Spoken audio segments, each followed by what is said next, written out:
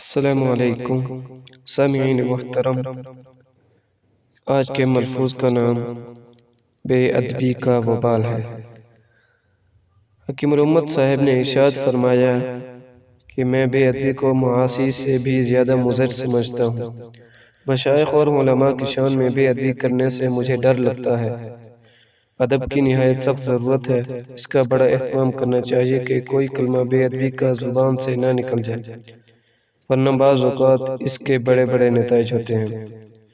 حدیث شریف میں ایک گستاخ کا قصہ آیا ہے کہ وہ بائیں ہاتھ سے کھانا کھا رہا تھا۔ حضور صلی اللہ علیہ وسلم نے دائیں ہاتھ سے کھانے کو فرمایا تو اس نے بے ادبی کے طور سے کہا کہ میں دائیں ہاتھ سے نہیں کھا سکتا۔ آپ صلی اللہ علیہ وسلم نے فرمایا کہ اللہ کرے تو اسے کھا ہی نہ سکے، بس وہ ہاتھ فوراً شل ہو گیا۔